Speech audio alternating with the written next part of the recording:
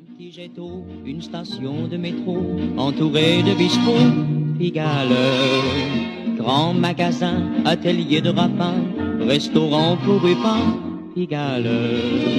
Là c'est le chanteur des carrefours qui fredonne le succès du jour. Ici l'athlète en maillot qui soulève les poids de 100 kilos. Hôtel meublé discrètement. Hola, ¿qué tal? Estamos aquí en A Contragolpe y desde luego llenos del espíritu olímpico y desde luego también de la hermosa ciudad luz, Francia, París, Francia. Los saluda Guillermo García Manzano. Y Concepción Villalobos, con muchísima alegría de iniciar el mes de agosto. Este es nuestro primer domingo en el mes de agosto y por supuesto que deseamos que las metas que usted tiene para el 2024 se vayan cumpliendo. Efectivamente, licenciado, estamos en la ciudad luz. Toda nuestra atención, todo nuestro pensamiento está en esa ciudad donde está la Torre Eiffel, donde está Notre Dame, donde encontramos cosas tan maravillosas como son los Juegos Olímpicos con ese río Sena que tanto dio al pensamiento y a la reflexión ecológica, por supuesto, y que retos implicó para los competidores del maratón. Pero bueno, ya están transcurriendo estos Juegos Olímpicos y para nosotros eso es muy importante y para nosotros también es pretexto para poder conversar sobre temas de interés general y sobre temas además que nos ilustran para el pensamiento de esa ciudad. Gustave Eiffel es un personaje importantísimo en la ciudad luz allá en París y es buen pretexto estas Olimpiadas que están transcurriendo en este lugar maravilloso para platicar de un gran personaje, de un hombre de trabajo, de un hombre inteligente, de un hombre visionario, de un hombre atrevido, cuya historia de vida nos va a regalar muchísimas lecciones. Pero ¿qué les parece si antes dejamos la voz a nuestra querida amiga Soledad Alvarado Juárez, quien nos va a compartir la agenda cultural? ¿Qué tal, amigas y amigos de A Contragolpe? Con el gusto de saludarlos en este domingo de agosto de 2024.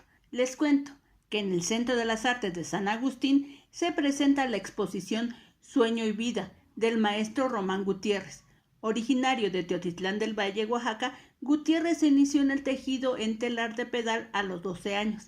Es experto en teñido de lana, algodón, seda y fibras vegetales y animales, usando tintes naturales. En esta muestra se presentan piezas profundamente personales del autor, destacando cómo integra elementos culturales en tapetes y rebozos mediante técnicas y materiales renovados. Visítala en la Galería Chalet del Casa, de lunes a domingo de 10 de la mañana a 6 de la tarde. En la BS Cantera se inauguró el pasado 2 de agosto la muestra Rebozo, propuesta gráfica femenina organizada por el colectivo Magno. Las piezas de esta exposición nos muestran los sueños que la entrañable prenda inspiró en este grupo de mujeres, volcadas en diversas técnicas: silografía, gofrado, colografía, serigrafía, aguatinta y aguafuerte, entre otras. Las piezas se podrán apreciar durante todo el mes de agosto y la entrada es libre. Hoy al mediodía, dentro de la 7ª edición del Festival Oaxaca Barroca, se presenta el concierto Ensamble Il Furore en el interior de la iglesia de San Jerónimo Tlacochahuaya con el órgano histórico, violín histórico y viola de gamba. El Centro Fotográfico Manuel Álvarez Bravo presenta la Mesa de Fotógrafas, un espacio para nutrir el pensamiento y la acción fotográfica desde la reflexión grupal. Modera María Alférez. La actividad está programada para mañana lunes 5 de agosto a partir de las 5 de la tarde y esta actividad es exclusiva para mujeres y la entrada es libre. El taller de artes plásticas Rufino Tamayo inicia su proceso de inscripción del 1 al 9 de agosto en los talleres de dibujo, pintura, escultura, grabado, litografía y cerámica. El espacio se encuentra ubicado en la Real Alhóndiga de Antequera en la calle de Aldama. La Fonoteca Juan León Mariscal ofrece como cada jueves su concierto. En esta ocasión será de guitarra con el maestro Alan Juárez Valderas. La cita es en el Centro Cultural San Pablo el próximo jueves 8 a las 7 de la noche. El cupo es limitado, por lo que se recomienda llegar con anticipación o disfrutar de esta presentación desde el Facebook de la Fundación HARP. La entrada es gratis. Y hoy al mediodía tenemos el concierto dominical con la Banda de Música del Estado. Escúchalo en el lado norte del Zócalo capitalino. No te lo pierdas. Y date una vuelta por nuestras redes sociales en donde nos alojamos como A Contragolpe Oaxaca. Y desde ahí continuamos nuestra charla. Regálanos algún comentario o un me gusta. Me despido. Les deseo un excelente inicio de semana. Un abrazo. Gracias. Muchísimas gracias, Soledad Alvarado Juárez, por esta importante información. Por supuesto que estaremos acudiendo a muchas de las propuestas que tú nos haces. Acuérdense que son gratuitas casi todas y que lo único que requerimos es revisar nuestra agenda, ver de qué tiempo disponemos y, bueno, acercarnos para disfrutar de los procesos creativos, del talento que hay en Oaxaca, de tantas propuestas que nos despiertan la imaginación, que nos inspiran y que nos ayudan a continuar con nuestros personales retos. Así es que siempre, Sol, muchísimas gracias por este espacio que tú nos compartes aquí en A Contragolpe. Y bueno, como ustedes sabrán, es el primer corte el que ya viene. Queremos agradecer antes a La Mexicana, que nos permite transmitir en sus frecuencias 94.9 de FM, 570 de AM, y gracias a quienes nos reciben también en las redes sociales. Todo nuestro cariño para ustedes y nuestro agradecimiento siempre, porque nos permiten sostener nuestra voz más allá del territorio físico de Oaxaca, nos permiten construir un territorio amplio, un territorio grande a donde quiera que ustedes nos reciben. Gracias porque se reportan y nos envían sus saludos, siempre los estamos teniendo en cuenta, y si ustedes quieren escuchar algunos temas que les interesen, por supuesto que pueden ahí anotarlo y los vamos preparando. Así es que bueno, ustedes ya lo saben, estamos en A Contragolpe. Quédese aquí porque ya volvemos. Et vers minuit, un refrain qui s'enfuit d'une boîte de nuit Pigalle. L'on y croise des visages communs ou sensationnels. L'on y parle des langages connus à la tour de Babel.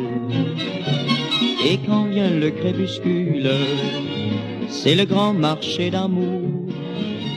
C'est le coin où déambulent ceux qui prennent la... Un espacio cultural. Tlaxiaco, París chiquito.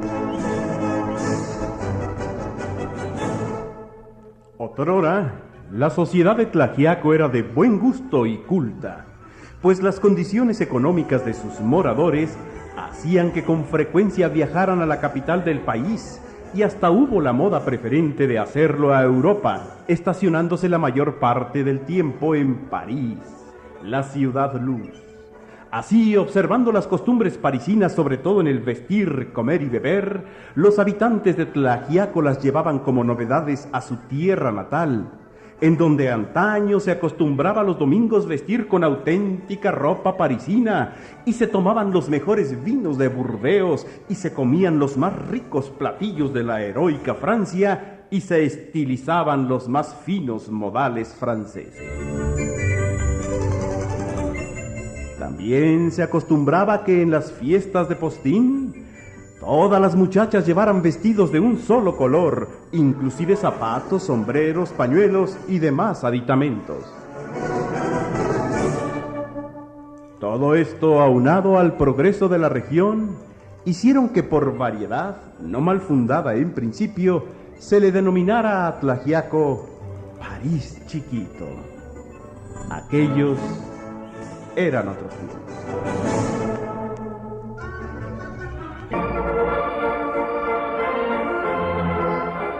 Un espacio cultural.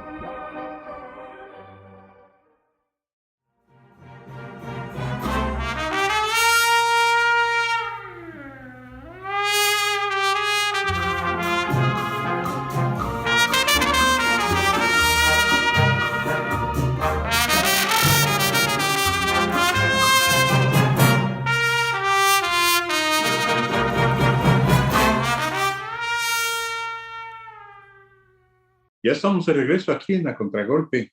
Y bueno, fíjate, Conchita, que cuando decimos Eiffel, Gustave Eiffel, lo único que pensamos es en la torre, en la gran obra que se ha convertido en un ícono, un símbolo de París, Francia. la Torre Eiffel. Y como decía el propio Eiffel, pues todos creen que lo único que hice fue una torre.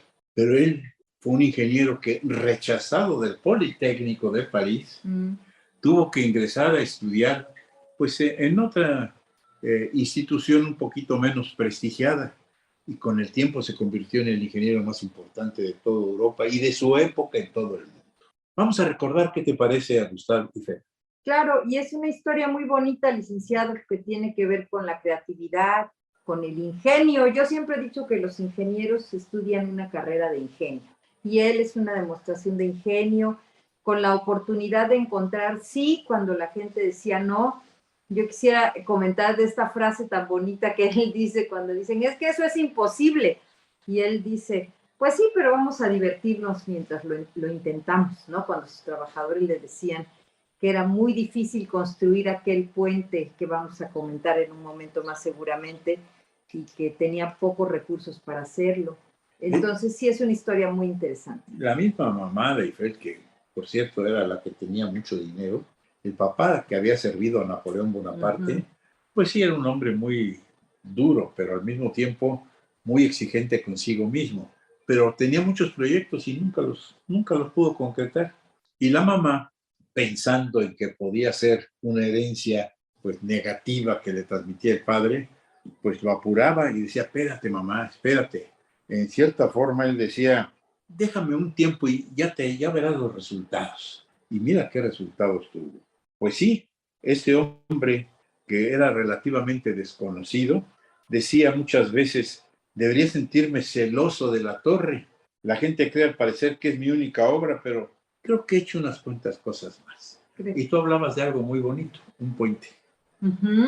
Este que es una de las primeras obras que le encargan, porque como usted lo decía, él tenía un trabajo en donde pues se ganaba el sustento, pero tenía muchos proyectos y muchas ideas por echar a andar, hasta que él consigue montar ese despacho con el que él empieza a hacer sus proyectos. Y en una de las obras importantes que le encomiendan es este puente, si no me recuerdo mal, su nombre es de la Vía Pía. Sí, no, la Vía Pía fue posterior. Fue posterior, pues le encomiendan uno de sus primeros puentes, que son trabajos en donde él rompe con el hacer de manera tradicional, con los materiales tradicionales, con los presupuestos tradicionales y con los tiempos tradicionales. Y él en serio se divertía buscando nuevas formas de hacer las cosas, y eso es algo que en la actualidad a los jóvenes que estudian les decimos, hay que ser creativos, hay que trabajar con creatividad. Pero él era un hombre muy creativo que logró hacer las cosas de manera distinta. Yo creo que una de las cosas más importantes es que ha de haber sido el padre de esa transición entre lo que era la construcción de piedra y madera para darle paso al acero. Al acero que pues ya estaba la revolución industrial pues bastante adelantada, pero la gente todavía no se acostumbraba, los ingenieros no acostumbraban a utilizar este metal, al que consideraban o muy pesado o muy costoso de adquirir. Sí. Pero realmente Eiffel no solamente lo utilizó, dándole pues la despedida, la jubilada a la madera y a la piedra para las grandes construcciones, porque tenían sus limitaciones propias de la naturaleza misma. La piedra era muy pesada y la madera pues con el tiempo se pudre. Entonces, pues yo creo que les despidió, aunque nunca se acabaron de ir, porque las obras pequeñas se siguieron haciendo con estos materiales. Pero las obras monumentales, las obras grandes, las obras importantes, prácticamente pues fue con la tecnología desarrollada por el propio Eiffel, que por cierto, en sus principios de la utilización de este material, el acero, pues fue la base para que después se construyeran los grandes edificios rascacielos de Estados Unidos, ¿no? De Nueva York, el Empire State y algunas otras construcciones más, independientemente de que ya evolucionó el tipo de material utilizado en estas construcciones. Pero no nos olvidemos, por ejemplo, que la Torre Latinoamericana de la Ciudad de México pues es prácticamente una estructura de acero y vidrio, porque tiene muy poco material de otra naturaleza. Y miren lo que es la cosa. 1957, 1985, 1999 o 97 más el 2017 han sido verdaderamente sismos muy grandes, muy fuertes que han pegado en distintas partes del país, sobre todo también en la capital del país. Y ahí está la torre, en donde a veces se le ha roto un vidrio o algo así en los grandes temblores. Pero ahí está. Pero en principios de qué principios utilizaron los ingenieros para poder construir ese símbolo de la Ciudad de México. Los principios que desarrolló, la tecnología que desarrolló Eiffel. Ah, mire, pues eso es muy importante. Y cuando estamos hablando de esta transición, estamos hablando, fíjense, de esta idea de cambiar los materiales y en lugar de que los puentes quedaran sustentados o quedaran sobre material dispuesto en el suelo, una de las grandes decisiones que toma cuando resuelve la propuesta económica y el proyecto de un puente y el diseño de un puente es que dice, lo vamos a colgar, porque no había de dónde ponerlo. Y entonces él incorpora este acero que nos mencionaba el licenciado, que hace las veces de tensor desde unos grandes pilotes que sí dispone en el suelo, pero entonces todo ese material que se llevaba antes, pues ya queda eliminado. Y por supuesto que también tanta mano de obra y tanto movimiento y tanta carga queda. Y entonces él presenta la propuesta de un puente de una manera distinta de hacerlo y además mucho más económica, lo que por supuesto hacía desconfiar a quienes se lo habían encomendado, pero se toma la decisión y se empiezan a hacer estos puentes que hacen que otros grandes constructores y otros artistas y otras ciudades que requieren obras monumentales volteen a ver a este ingeniero Gustave Eiffel y le traigan otras propuestas. Y lo que sucede es que también una cosa lleva a la otra. Por ejemplo, para comunicar en la época de Eiffel y antes incluso, para comunicar pues distintos polos, ciudades, etcétera, pues el medio más importante que podía hacer movimientos masivos de materiales, de productos, etcétera, fue el ferrocarril, que inclusive pues habría que pensar que no solamente transportaba lo que en términos comerciales o industriales se iba a utilizar en un lugar ajeno a aquel donde se producía. Pero la realidad es que el ferrocarril tenía sus limitaciones. Por ejemplo, el puente de que estás hablando estaba sobre el río Garona, en Burdeos, Francia, y tenía una extensión de 500 metros. Era un puente que, como tú dices, era muy difícil porque ese puente que era demasiado fuerte, pesado, etcétera, no podía resistir el subsuelo a donde se tenía que construir para darle paso al ferrocarril y soportar el peso del mismo, pues con la tecnología y con los diseños tradicionales. En la esquina de un lado del río, es decir, de una orilla del río a la otra orilla, ahí hacían sus grandes pilotes y entonces de ahí metían prácticamente la construcción del puente. Pero él se dio cuenta de que definitivamente el subsuelo no iba a resistir. Y entonces le dijeron, esto no se puede hacer. Pues sí, yo también pienso que no se puede hacer, pero vamos a hacerlo a ver qué pasa, ¿no? Uh-huh. Y entonces comenzó a modificar la estructura de su puente tradicional y lo hizo colgante. Uh-huh. Y ahora pues, lo vemos en San Francisco y lo vemos en algunas otras ciudades muy importantes del mundo, en donde hay puentes inmensos y que son prácticamente colgantes, ¿no? Pero ahí hay algo muy, muy bonito porque cuando él logra este primer puente con esta nueva forma de hacerlos, le preguntan, ¿no? Y otra gente se lo va a copiar porque entonces se dan cuenta que hay una nueva manera de construir y él contesta que bueno, que qué de malo tendría que otras personas utilicen y aprovechen la tecnología que él ya desarrolló.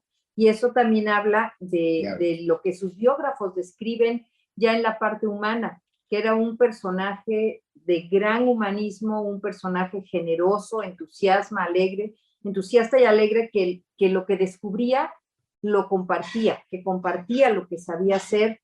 Y yo creo que eso le sucede a las personas que tienen una gran dimensión, y también se habla en su biografía de de lo que cuidaba él, sus espacios familiares y de su entorno cercano, de la armonía, de la presencia, de la paciencia que tenía cuando su gente de alrededor quería conversar, quería estar. Y entonces él hacía algo que poca gente hace ya, ¿no? Dedicaba los domingos a estar con su familia y sus nietos y sus hijos. Le recordaban como el gran abuelo, como ese hombre de familia que también supo ser. Claro, vamos a un primer corte, Conchita. Claro que sí, quédese aquí, estamos compartiendo una historia de tecnología, una historia de industrialización, pero también una historia humana. Estamos hablando de Gustave Eiffel en A Contragolpe.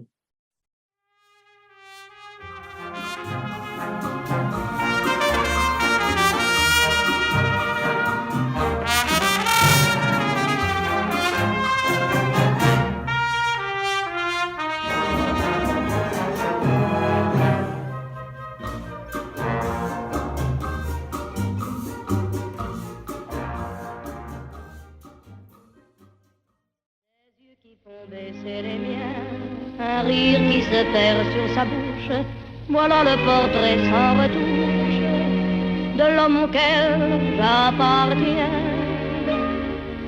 Quand il me prend dans ses bras, qu'il me parle tout bas, je vois la vie en rose. Pues ya estamos aquí de regreso en A Contragolpe. Y fíjate, Conchita, que hablando de Gustave Eiffel, hay algo que pues pocos saben. Cuando vemos películas así muy de aviación y de los nuevos modelos que prueban normalmente en túneles de viento, etcétera, el túnel de viento fue inventado por Eiffel para la aviación y para algunos otros menesteres de sus procesos pues de ingeniería. Y pocas gentes lo saben, pero fue fundamental para que se desarrollaran y se perfeccionaran tiempo después. Claro, y es que de verdad que como él mismo, Eiffel lo decía, ¿no? Todo mundo me refiere pues a la estatua que lleva mi nombre, pero él aportó a la ingeniería importantes logros e importantes fórmulas, ¿no? Importantes estudios que transformaron la manera en que de la navegación aérea, del tránsito de los vehículos, ¿no? De la identidad de las ciudades, porque todavía nos falta mencionar las dos grandes obras que nos hablan de su maestría. Pero bueno, es que basado en sus experiencias sobre la ingeniería, hizo pequeños inventos también, que fueron muchísimos, entre ellos uno que a mí me llamó mucho la atención, un sistema viable para producir películas habladas. No sé si fue el padre de esto o fue simple y sencillamente el que aportó un sistema más, pero bueno, imagínate nada más la universalidad de conocimientos que tenía el propio Eiffel al respecto. Por eso cuando le decía a su mamá, ten paciencia, tengo ideas, ya verás, y mira lo que tuvo que ver. Creo que fue muy importante. Pues hemos hablado de un puente maravilloso, pero todo esto le fue dando a Eiffel la posibilidad de hacer obras monumentales y de participar con sus principios y con sus consejos e inclusive con sus diseños en otras más. Yo tengo entendido que tuvo que ver algo, no sé exactamente qué, lo voy a averiguar, en la construcción o el diseño, no lo sé, de lo que fue el Canal de Panamá, y es el antiguo Canal de Panamá, porque ahora está ampliado, hay otro más. Pero también no podemos hablar de Eiffel sin que podamos ver lo que tú mencionabas hace un momento, la gran obra en Portugal de María Pía, que es un puente María Pía, que da prácticamente una nueva revolución a lo que era el trazado del tipo de construcciones, y que estaba ubicado este puente pues sobre el río Duero, allá en Portugal, 60 metros de altura, y con un tramo de luz de más de 150 metros, fue todo un reto brutal que tuvo que realizar y que de una u otra manera lo pudo hacer con todo el éxito de él. Y es precisamente cuando le decían que no debería de hacerlo porque no había seguridad, Y él dijo, bueno, vamos a ver qué se puede hacer y nuevamente, puente colgante. Claro, y va por un puente colgante en un ejercicio. Yo insisto mucho en esta palabra que él usa, ¿no? Y dice, pues vamos a divertirnos, a ver qué pasa, porque uno asocia muchas veces los espacios de trabajo, los espacios de investigación, con espacios, los espacios de estudio, con espacios que tienen que ser difíciles, complejos, aburridos, complicados, serios, formales, etcétera. Y cuando uno encuentra que puede haber diversión, como ocurrió con este gran genio, pues uno encuentra también que pueden llegar los grandes, grandes descubrimientos. Evidentemente era un gran líder en su equipo de trabajo, porque cuando todo el equipo le decía, no, ingeniero, por ahí no va a poder ser, él les decía, pues háganlo y vamos a ver, y iban ocurriendo cosas y la gente lo iba siguiendo, lo que también nos habla de un perfil de liderazgo, y en estos grandes proyectos, decíamos hace un rato, donde lo encuentran también sus nuevas obras, las que serían sus nuevas obras. Aparte, para cambiar la mentalidad de los tradicionales trabajadores de grandes construcciones, pues no fue fácil. Inclusive hay un detalle que habla del humanismo profundo que tenía él. Está en una construcción de un puente cuando de repente, por hacer su voluntad, un trabajador se viene para abajo y se cae al río sin saber nadar. Sí. Y entonces el señor agarra, se quita su saco, se quita sus zapatos, se avienta al agua y lo saca. Y una vez que lo saca, dice, bueno, a mí me encanta nadar, pero sin ropa, no con ropa. Sí, con ropa, ¿no? Y ya a partir de entonces jalaron parejo todos estos trabajadores. Pero ¿qué te parece si entramos a lo que fue la obra, dos obras monumentales, una hecha en Francia pero llevada a América y la otra, el símbolo de París? Claro, claro, y cuando hablamos de esta primera que llegó a América, pues nos estamos refiriendo indudablemente a la Estatua de la Libertad. Es ya el prestigio que tenía Gustave Eiffel el que lo lleva a encontrarse con el escultor a cargo de hacer esta obra de grandes dimensiones, esta obra que representa tanto para el pueblo norteamericano y hay que decirlo también para el resto del mundo, porque es un monumento a los valores emblemáticos de la libertad en un tiempo en que el mundo se industrializaba y en que se hacían las grandes obras de modernización, y él es parte de este reto para disponer en Estados Unidos esta gran estatua de la libertad. No nos olvidemos que el pueblo francés quiso hermanar prácticamente a pues Francia con Estados Unidos cuando el centenario de la independencia que logró Estados Unidos de Inglaterra. Y precisamente por eso prepararon una gran, gran estatua que, pues no sé, tuvo otro nombre, ahora le llaman Estatua de la Libertad. Y tiene un faro con una antorcha, ¿no? Y se encuentra prácticamente en un pequeño islote en la bahía de ahí de Nueva York, donde precisamente se convirtió en un símbolo por muchas razones, entre otras, porque Estados Unidos, aunque lo niegue alguno de sus presidentes salientes, es el país de las muchas nacionalidades. Y todo lo que ahorita combaten lo admitieron y lo supieron manejar para su propio beneficio y provecho allá en el país del norte. Me refiero a la inmigración que venía de Europa, de Asia, de África, en fin, y que normalmente llegaban en barco y llegaban precisamente a Nueva York. Entonces se convirtió en un ícono cuando veían que ahí había libertad, ¿no? Claro. Pero creo que era Bertolli el Bertolli era el escultor. Pero no tenían la posibilidad, desde el punto de vista de ingeniería, de en un islote pequeño darle estabilidad a una estatua que podría haber en un momento determinado tenido problemas por los grandes vientos que normalmente están por ahí. ¿Y quién resolvió el problema desde el punto de vista de ingeniería? Gustave Eiffel. Así es, y era otro de esos grandes retos que había que resolver, porque era el suelo de una ciudad como la ciudad de Nueva York y los vientos y el gran volumen, porque se trataba de una obra monumental, le llaman la Estatua de la Libertad, pero es una estatua realmente monumental, entonces sí había que darle una gran solución, Y posteriormente a eso es cuando en París, es 1886, cuando se decide hacer también este gran encuentro, esta gran muestra de esta gran expoferia o esta gran feria mundial en la que participarían todos los países y en donde pues se habla de cómo va a participar el país, la ciudad sede que es París. Pero créeme que hay algo importantísimo, ¿eh? Porque la Torre Eiffel cuando se diseñó tuvo una oposición brutal, Claro. brutal. Primero, pues París es una ciudad preciosa, primorosa. Sus construcciones muy antiguas y más recientes para aquel entonces, estoy hablando de finales del siglo XIX, pues eran construcciones del siglo XVIII y del siglo XVII, sobre todo del XVIII, y eran muy tradicionales, hermosas, pues yo diría que tenían un sello muy especial que de Europa se trajeron, pero que le dieron ese sello especial de América.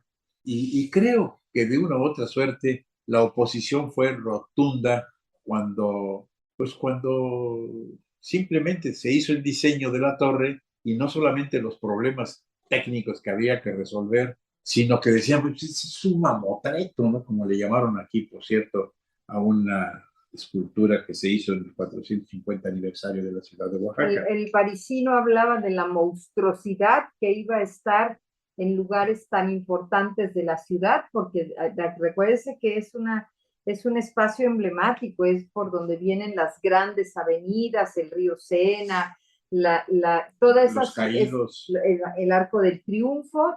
Bueno, no está cerca del Arco del Triunfo, pero es en esa ciudad donde existían estos grandes monumentos, donde existieron los castillos, una ciudad que incluso tenía sus primeros años en la época medieval, entonces resguardaba tanta historia. A veces pensamos que esas ciudades históricas tienen que quedarse en la historia y no pueden incorporar jamás nuevos elementos. Fíjense cómo estos diálogos ya aparecían en aquel entonces en lugares como París. La gente se oponía. Pero fíjate, ¿qué le convenció?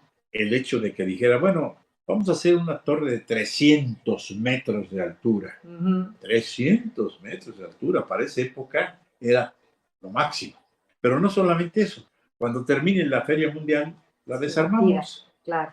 Y bueno, para su construcción, vamos a dejarlo para el siguiente bloque, lo que se utilizó y lo que tardó en construirse y la solución. Y luego cuando ya terminó, ¿qué pasó? ¿Qué pasó cuando terminó la Feria Mundial? Vamos a verlo después. Vamos a nuestro siguiente corte. Quédese en este espacio. Estamos en A Contragolpe.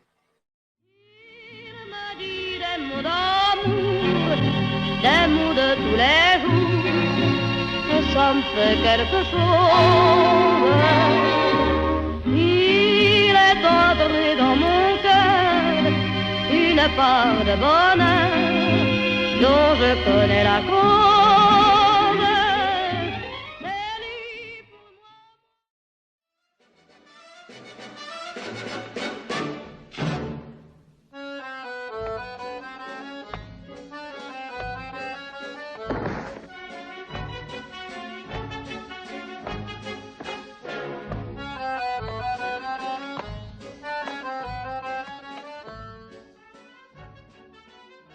Pues dentro de este A Contragolpe hemos estado hablando de la historia, de las hazañas, del pensamiento, del ingenio, de la creatividad de Gustave Eiffel.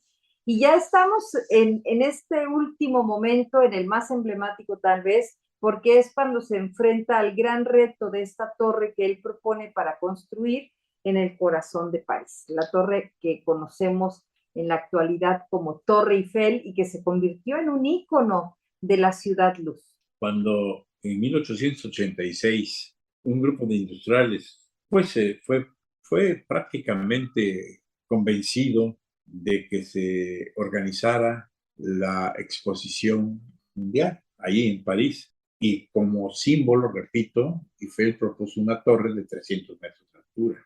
Y además, aparte de que tenían la necesidad los parisinos de decir no queremos este mamotreto, pues la realidad es que los convenció el hecho de que la iban a desmontar después, utilizando una inmensa cantidad de material. Bueno, yo voy a hacer un paréntesis. Los que hemos tenido el privilegio de ir a París, obviamente podemos dejar de visitar muchas cosas, pero no visitar la Torre Eiffel, como Notre Dame o como el Arco del Triunfo, es prácticamente decir, yo no estuve aquí. O como el Museo del Louvre. O como el Museo del Louvre, que por cierto, para visitar el Museo del Louvre es una probadita, ¿no? Porque es inmenso.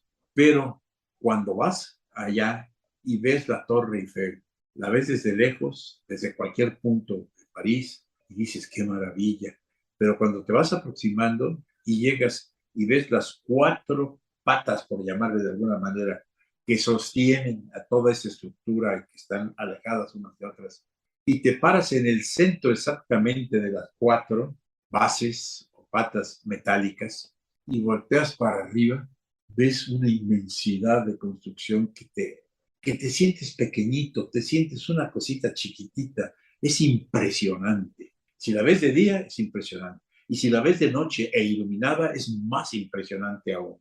Subes a un primer nivel donde ya desde ahí ves todo París precioso. Cuando tienes la posibilidad de tener paciencia, porque es una cantidad de visitantes, y subes al segundo nivel, olvídate, es maravilloso.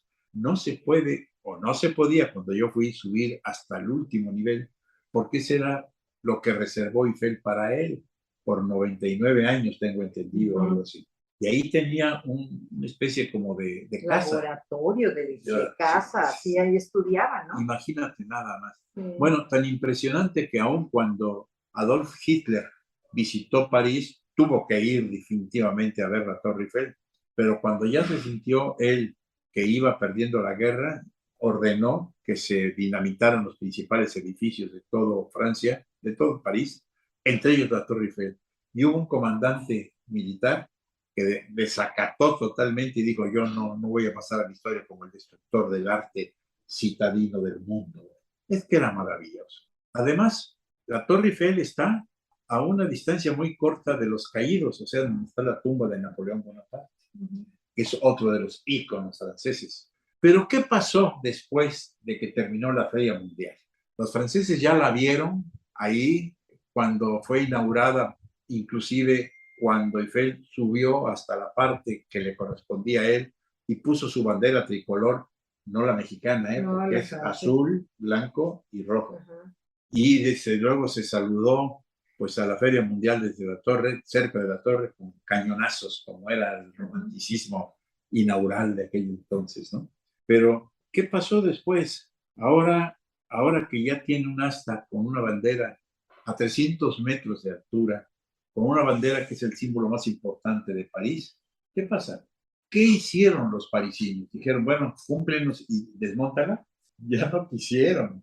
La vieron tan imponente, tan impresionante, que ya no hubo una voz que dijera, tírenla. No, y ahí está la Torre Eiffel.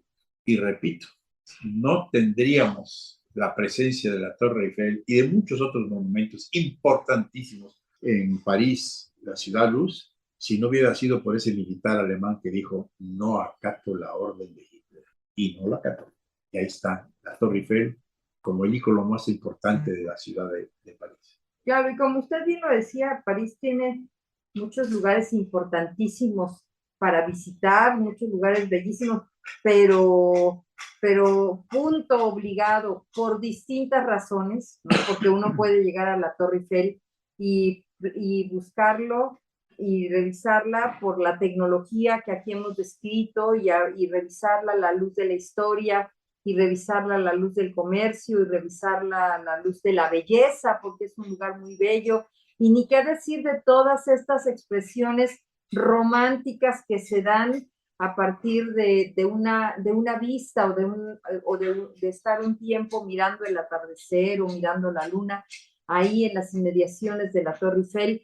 Y claro que también hay que hablar de cómo se convierte en mensajera simbólica de muchos movimientos del mundo, ¿no? La Torre Eiffel se le ve vestida, se le ve iluminada verde, blanco y rojo cuando quieren hermanarse con México, y se le ha visto iluminada de morado cuando hay que hablar de la violencia contra las mujeres, y se le ha visto de blanco y se le ha visto de verde, y se convierte también en una manera de sumarse y de comunicar solidaridad con las causas de la modernidad. Entonces se trata de un espacio vivo y de un espacio que representa un valor cultural importantísimo, no solamente ahora sí para el mundo parisino, sino importantísimo para el mundo. Bueno, yo quiero hacer una cita porque creo que vale la pena, inclusive la voy a leer textualmente. Dice así: exactamente debajo de la plataforma más alta de observación, Eiffel se había construido un apartamento para su uso personal. Uno de los primeros visitantes de ese nido entre las nubes fue Tomás Alva Edison, el gran inventor, que escribió en el libro de oro de la torre: al señor Eiffel, el valiente constructor de tan gigantesco y original monumento de la ingeniería moderna. Un hombre que tuvo más de 1500 inventos, como fue Tomás Alva Edison, reconocer en medio del orgullo norteamericano lo que había hecho un francés como Eiffel no era la nacionalidad, era la universalidad que reconocía en un hombre con todo el bagaje cultural, científico y tecnológico que él había desarrollado. Así fue como un 15 de diciembre de 1923, Eiffel se disponía a presidir un banquete de su cumpleaños, el número 91, pero sintió un poquito cansancio, dio las buenas noches a su familia y se marchó a la habitación y se metió en la cama. Nunca más volvió a levantarse de esta. 12 días después, el gran ingeniero, el inmortal Gustave Eiffel, había muerto. Así es como termina la vida de este gran personaje, que vale la pena recordar, que vale la pena leer un poco más sobre él, porque es inspirador y es la intención en A Contragolpe, traerles historias que nos inspiran para saber que siempre hay mejores maneras o siempre hay otras formas de hacer las cosas. Fíjate que, por ejemplo, una de las cosas que a mí me agrada mucho haberme enterado de la vida y del carácter de Eiffel fue que era un joven a pesar de su edad. Cuando cumplió 80 años, que pues estamos hablando de principios del siglo XX, cuando cumplió 80 años se compró un auto fabricado en Francia, un último modelo y de aquellos de lujo. Y cuando alguien le reprochó, dijo, bueno, pues es que yo creo que solamente se es joven una vez, por eso a los 80 años me compro este carro. Claro, seguía con el espíritu joven. Maravilloso. Yo creo que la verdad de Eiffel, cuando cumple 75 años más o menos, es que publica sus memorias en donde prácticamente habla de sus descubrimientos que han permitido a los ingenieros modernos el poder calcular con exactitud la resistencia del viento de un edificio y construirlo con un mínimo armazón. Es, pues, el de acero el material que utilizó, más ligero. Y desde luego, pues creo que sería muy importante pensar que la aportación que tuvo Eiffel sigue siendo inspiración para los grandes y monumentales edificios inmensos del mundo. Claro, son las bases, ¿no? De una forma de hacer las cosas. Y también acuérdense que estamos en esta época de la modernidad, en esta época en que el mundo se está transformando, que las ciudades antiguas están tomando nueva vigencia, nuevo rostro, que las comunicaciones han mejorado porque también han mejorado las formas de viajar. Y entonces, por ejemplo, esa Torre Eiffel tiene, después de la feria, después de que es aperturada, los siguientes 8 meses, dicen, tuvo permanentemente visitantes que pagaban por subir, y eso no ha parado hasta nuestros días. De los lugares más visitados del mundo es esta Torre Eiffel, que como lo decía usted hace un rato, iba a estar solamente durante el tiempo que durara esta extraordinaria exposición también, y sin embargo se llegó para quedarse, porque llegó a despertar la curiosidad y el gusto de miles y miles y miles de viajeros durante todos estos años. Oye, qué bonito palabra. A mí me gustó mucho hablar un poquito y que tú complementaras con grandes observaciones la vida de Gustave Eiffel. Y bueno, pues muchas gracias. Ya se acabó A Contragolpe, gracias a La Mexicana, que que nos permitió transmitir este mensaje. Gracias, Zoraida Toledo, por su trabajo en las redes sociales. Gracias, Soledad Alvarado Juárez, por su agenda cultural. Y Eder San Germán, muchas gracias por la edición de este programa. Gracias a ustedes por el favor de su atención. No olviden que la semana empieza en domingo, y en domingo vamos a contragolpe. Y esperemos que el próximo domingo estén con nosotros en estas mismas frecuencias para llevar a sus hogares un nuevo mensaje más de cultura. Hasta entonces, Concepción Villalobos y Guillermo García Manzano les decimos muchas gracias.